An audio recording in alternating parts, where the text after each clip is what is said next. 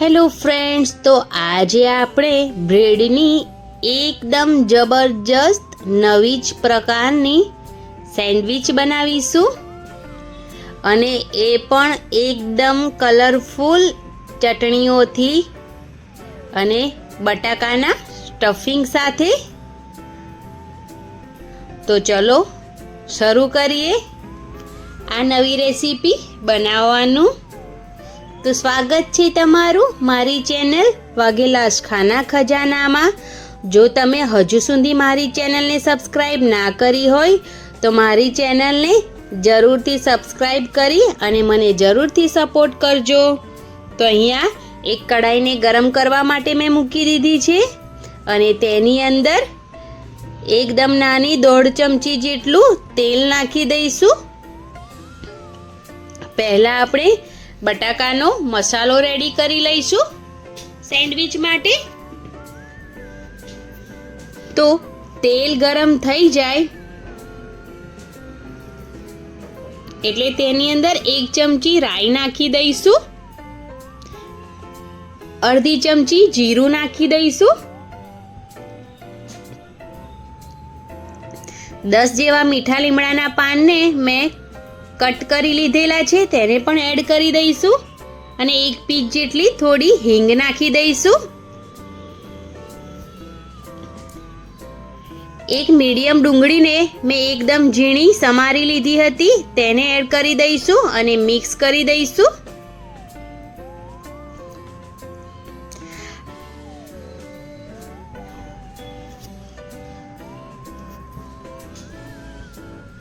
થોડી સંતળાઈ જાય એટલે તેની અંદર તીખા લીલા મરચાં નાખ્યા છે મેં અહીંયા 3, કેમ કે હું લાલ મરચું નથી નાખવાની। જો તમે લાલ મરચું નાખો તો લીલા મરચાં તમારા સ્વાદ પ્રમાણે વધારે ઓછા કરી દેજો। સ્વાદ પ્રમાણે અહીંયા મીઠું નાખી દીધું છે મેં, 1 ચમચી ગરમ મસાલો નાખ્યો છે, અડધી ચમચી આમચૂર પાવડર નાખ્યો છે, તમે ચાટ મસાલો અથવા લીંબુનો રસ નાખી શકો છો। થોડી હળદર નાખી છે 1 ચમચી જેટલી। આ બધી વસ્તુને હવે એકદમ સારી રીતે મિક્સ કરી લઈશું।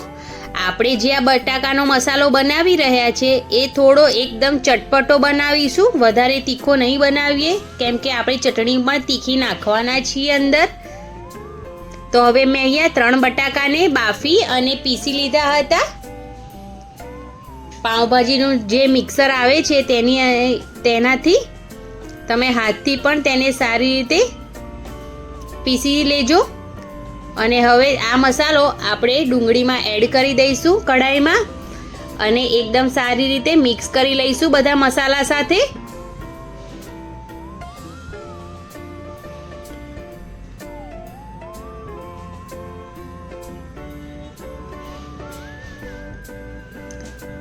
અહીંયા મેં થોડા ધાણા એકદમ ઝીણા સમારી તેને પણ એડ કરી દીધા છે અને હવે આ બધી વસ્તુને એકદમ સારી રીતે મિક્સ કરી લઈશું। તો મસાલો તૈયાર છે અને ગેસની ફ્લેમ બંધ કરી દઈશું।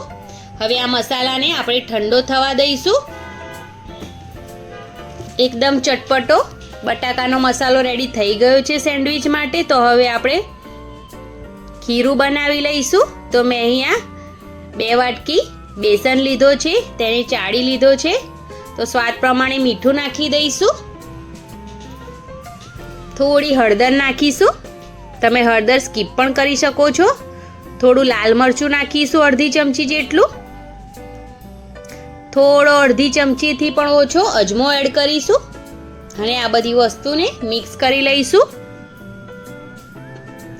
અને હવે એકદમ થોડું પાણી નાખી એકદમ સરસ ખીરું બનાવી લઈશું, મીડિયમ જેવું, ના વધારે પાતળું કે ના વધારે જાડું એવું મીડિયમ આપણે ખીરું રેડી કરવાનું છે। તો એકદમ સારી રીતે મિક્સ કરી આપણે ખીરું બનાવી લઈશું મીડિયમ। અહીંયા મેં સોડા એડ નથી કર્યો, સોડા હું જ્યારે સેન્ડવિચ આપણે ફ્રાય કરીશું બેસનમાં નાખીને ત્યારે હું એડ કરીશ, અત્યારથી નથી હું એડ કરી રહી સોડા। થોડું પાણી ઉમેરી આપણે એકદમ સરસ ખીરું રેડી કરી લેવાનું છે। અજમો પણ ઓપ્શનલ છે, તમે તેને સ્કીપ પણ કરી શકો છો, અજમાને પણ.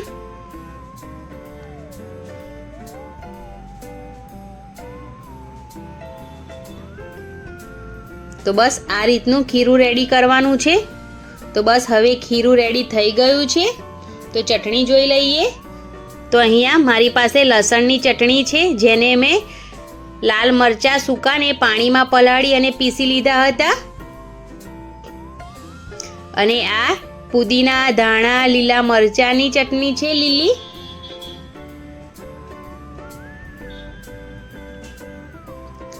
તો આ બંને ચટણીનો ઉપયોગ આપણે સેન્ડવિચ બનાવવામાં કરવાના છે. અને બંને થોડી તીખી ચટણીઓ છે. તો મસાલો પણ ઠંડો થઈ ગયો છે.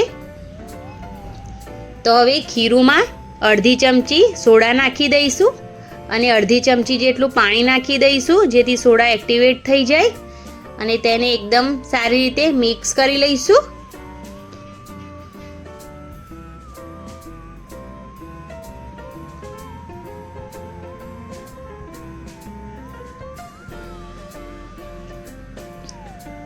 તો હવે તેને સાઈડ પર મૂકી દઈશું આપણે અને બ્રેડ લઈ લઈશું. તો મેં અહીંયા મોટી સાઈઝની બ્રેડ લીધી છે. તમારી પાસે જે બ્રેડ અવેલેબલ હોય તમે તે બ્રેડમાંથી આ સેન્ડવિચ બનાવી શકો છો.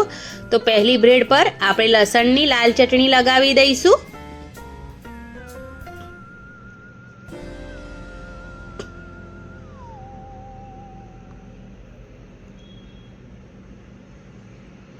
આપણે જે બટાકાનો મસાલો એકદમ ચટપટો બનાવ્યો છે, એટલે આ ચટણી તીખી હશે તો પણ એકદમ સરસ આપણી આ સેન્ડવિચ બનીને રેડી થશે. તો બસ એક બ્રેડ પર લાલ ચટણી આપણે લગાવી લીધી છે. હવે બીજી બ્રેડ લઈ લઈશું અને તેની પર આપણે લીલી ચટણી લગાવી દઈશું.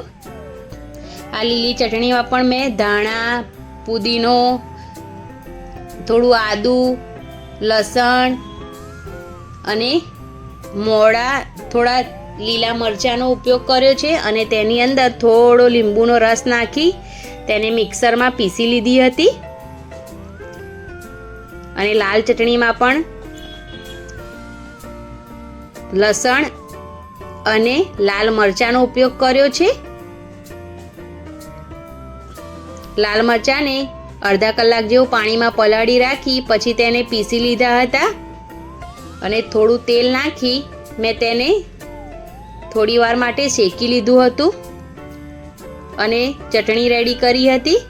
તો બસ લીલી ચટણી પણ લગાઈ ગઈ છે. તો હવે ત્રીજી બ્રેડ લઈ લઈશું અને તેની પર આપણે બટાકાનો જે મસાલો રેડી કર્યો છે તેને આપણે એડ કરી દઈશું. સોરી ફ્રેન્ડ્સ, અહીંયા મારાથી થોડી ભૂલ થઈ ગઈ છે અને મેં બીજી વાર વિડીયો બનાવ્યો તે પણ બન્યો નથી. તો હું તમને અહીંયા મારી ભૂલ તમને જણાવી દઉં કે તમે જ્યારે આ બધી ચટણી અને બટાકાનો મસાલો બ્રેડ પર તમે લગાવી લો તો પહેલાં નીચે લાલ ચટણીવાળી બ્રેડ રાખજો અને તેની ઉપર આ જે બટાકાનો મસાલોવાળી બ્રેડ છે તેને વચ્ચે રાખજો અને તેની ઉપર લીલી ચટણીવાળી બ્રેડ રાખજો અને તેની ઉપર એક સાદી બ્રેડ રાખજો. તો તમારો જે આ બધી બ્રેડો તમે એ રીતે ગોઠવશો તો જ્યારે તેને બન્યા પછી તમે કટ કરશો તો એકદમ સરસ દેખાશે. એટલા માટે એકદમ લાલ, પીળી, લીલી એ રીતની બ્રેડ ગોઠવાઈને સરસ લાગશે. તો તમે એ પ્રકારની બ્રેડ ગોઠવી દેજો. પહેલાં લાલ બ્રેડ, પછી વચ્ચે બટાકાના મસાલાવાળી બ્રેડ અને તેની ઉપર લીલી ચટણીવાળી બ્રેડ અને તેની ઉપર એક સાદી બ્રેડ જેના પર આપણે કશું જ નથી લગાવવાનું. તો બસ બટાકાની મસાલો પણ બ્રેડ પર નાખી દીધો છે. અહીંયા મારાથી આ ભૂલ થઈ ગઈ છે કે મેં વચ્ચે બટાકાવાળી બ્રેડ નથી મૂકી અને લાસ્ટમાં મૂકી છે. પણ તમે આ ભૂલ ના કરતા, જેવી રીતે મેં જણાવ્યું તેવી જ રીતે કરજો. વચ્ચે બટાકાના મસાલાવાળી બ્રેડ મૂકજો અને આજુબાજુ લાલ લીલી ચટણી લગાવેલી બ્રેડ અને લાસ્ટમાં એકદમ સાદી બ્રેડ આપણે મૂકવાની છે. તો બસ એ જ રીતે આપણે 4 બ્રેડ મૂકી અને રેડી કરી લેવાનું છે સેન્ડવિચ. તો હવે જે આપણે ખીરું બનાવીને રાખ્યું છે તેને આપણી આ જે બ્રેડ બનાવી છે સેન્ડવિચવાળી તેના પર એકદમ આરામથી લગાવી લઈશું. તમે થોડું હજુ પણ મોટા વાસણનો ઉપયોગ કરજો જેથી ખીરું લગાડવામાં આસાની રહે અને એકદમ સરસ રીતે ખીરું લગાવી દેવાનું છે. જો થોડું ઓછું લાગે તો જ્યારે તેલ ગરમ કરીને આપણે તેને સેન્ડવિચને ફ્રાય થવા માટે નાખીએ ત્યારે ઉપરથી થોડું લગાવી દેવાનું, જ્યાં કંઈ ખીરું ના લગાવ્યું હોય તઈ. તો બસ એકદમ મીડિયમ ગેસ પર આપણે આ સેન્ડવિચને ફ્રાય કરવાનું છે. થોડું નીચેથી ફ્રાય થાય એટલે ચમચાની મદદથી ઉપરની બ્રેડ પર પણ થોડું તેલ નાખી દેવાનું છે નીચેથી, જેથી ઉપરની બ્રેડ પણ ફ્રાય થઈ જાય અને જ્યારે આપણે આ બ્રેડને પલટીએ તો આસાનીથી પલટી જાય અને બ્રેડ ઉપરથી બગડે પણ નહીં.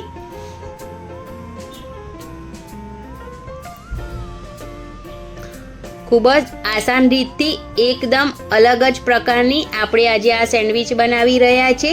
એકદમ નવો જ નાસ્તો છે, એકદમ કલરફુલ.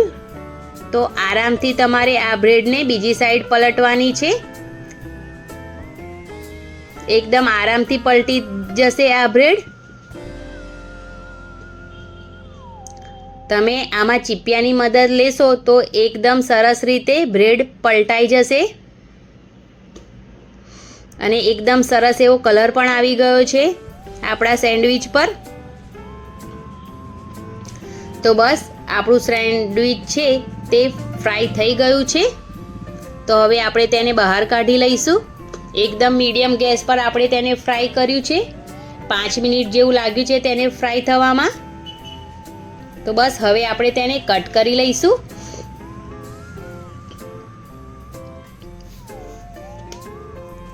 થોડું ઠંડુ થાય મીડિયમ જેવું તમે આ સેન્ડવિચને પકડી શકો તે રીતનું, એટલે આપણે તેને કટ કરી લેવાનું છે પિઝા જેવી ડિઝાઇનમાં. અહીંયા તમે તમારી મનપસંદ ડિઝાઇનમાં પણ કટ કરી શકો છો. મેં અહીંયા આ રીતનું કટ કર્યું છે જેવું તમે જોઈ રહ્યા છો તે પ્રમાણે. ચાકુ થોડું જે ધારવાળું હોય તે જ લેવાનું, જેનાથી ફટાફટ કટ થઈ જાય.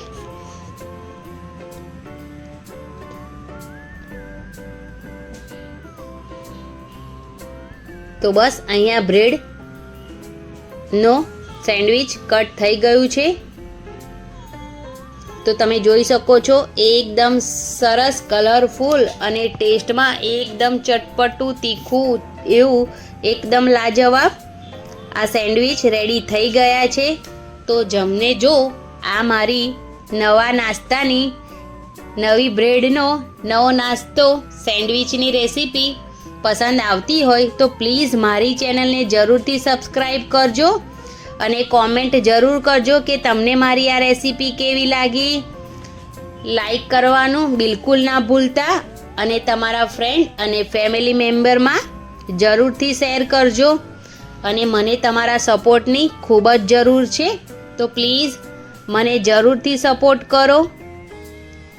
તો એકદમ જબરજસ્ત સેન્ડવિચ રેડી થઈ ગયા છે.